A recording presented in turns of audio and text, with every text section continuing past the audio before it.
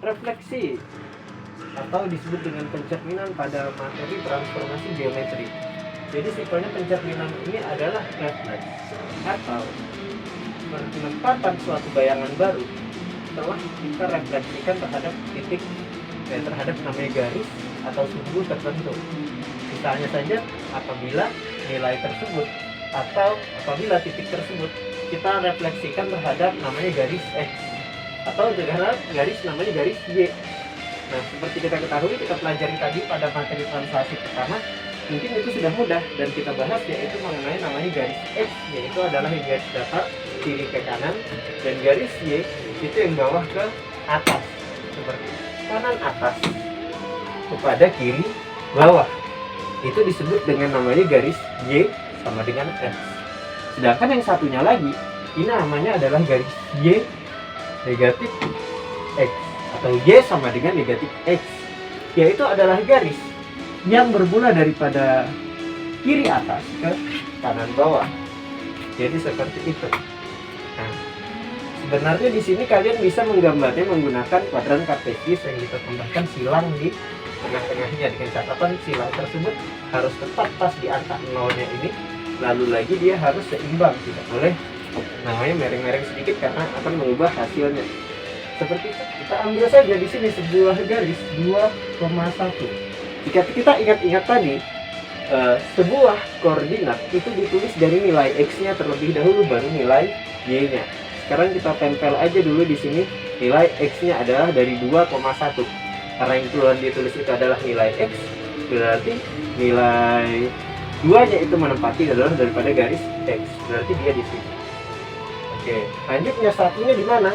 Satunya itu adalah nilai Y, berarti dia di sini. Oke, berarti kurang lebih posisinya di sini. Apabila kita tarik, posisinya dia ada di sini. Ya, dia ada di sini. Nah, ini adalah titik daripada titik A, yaitu 2,1.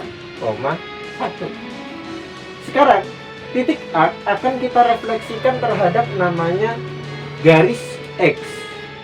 Berarti kita akan melakukan pencerminan melalui namanya garis X, di mana garis X ini dari ujung sini sampai ujung sini dia akan berperan sebagai namanya cermin. Seperti kita ketahui, kalau cermin itu semakin kita dekat pada cerminnya, berarti bayangan kita akan nampak lebih dekat. Dan semakin jauh, berarti dia akan semakin kecil atau semakin jauh juga bayangannya. Kita ke kiri, maka bayangannya juga ikut ke kiri. Kita ke kanan, bayangannya juga ikut ke kanan. Nah, itu adalah refleksi daripada namanya pencerminan. Sekarang kita letakkan aja cerminnya di garis X ini. Berarti kalau nanti si ini bergerak sini, si titik A ini bergerak sini, berarti posisinya dia sini juga. Tapi bukan itu yang kita bahas. Yang kita bahas sekarang di sini letak daripada titik A yang dicerminkan pada namanya garis X ini.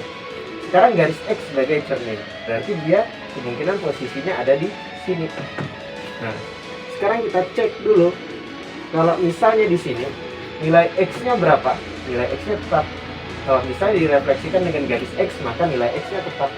Berarti kita buat, berarti dia ini sebagai cermin posisinya di sini. Nah, sekarang nilai Y-nya berapa? Karena dia di sini 1, jarak antara dia sama cermin itu juga 1 kotak, berarti posisinya di sini. Nah, berarti refleksi daripada titik 2,1 yang direfleksikan terhadap titik X itu adalah 2, negatif 1. Kenapa negatif 1? Karena dia di sini posisinya ada di bawah negatif 1-nya. Nah, dan di sini nilai X-nya adalah negatif 1. Berarti kalau misalnya bisa kita simpulkan sedikit, apabila suatu titik direfleksikan terhadap namanya garis X atau garis Y, nah dia yang tidak akan berubah adalah garis X atau garis Y-nya, mengikuti cerminnya yang mana. Tapi yang berubah adalah namanya sisi yang lain. Apabila direfleksikan terhadap sumbu X, berarti yang berubah adalah sumbu Y-nya. Namun yang jadi masalah sekarang adalah, tapi kita bahas dulu.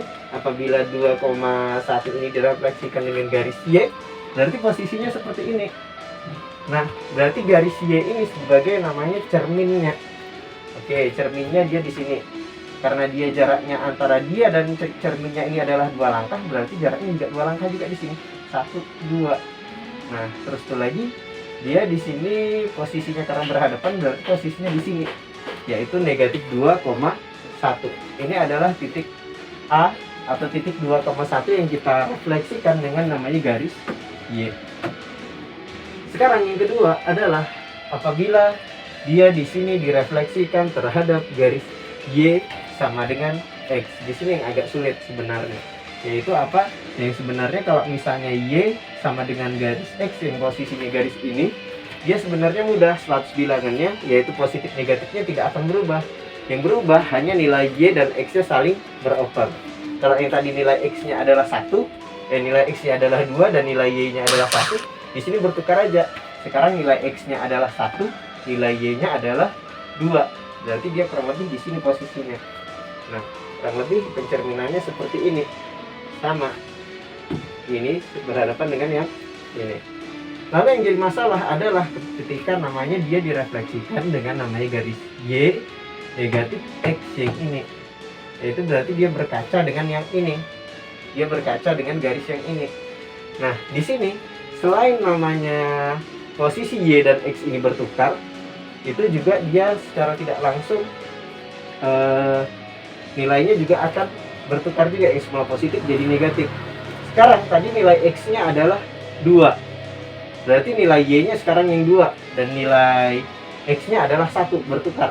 Tapi di sisi lain, dia juga harus namanya melakukan sebuah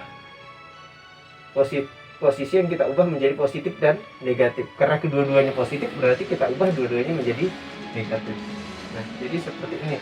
Dan posisi garis Y, maksudnya garis A yaitu 2,1 yang kita refleksikan terhadap garis Y sama dengan negatif X yang ini, berarti garis yang ini dari kiri atas ke kanan bawah, berarti posisinya ada di negatif 2, negatif 1. Ya, jadi kurang lebih ini pembahasan mengenai namanya refleksi pada pembahasan kali ini. Ya, adapun untuk pembahasan berikutnya akan kita bahas pada alternatif, ada pada video yang berjudul memang materinya khusus untuk alternatif pengerjaannya. Ya, sekian pembahasan kali ini.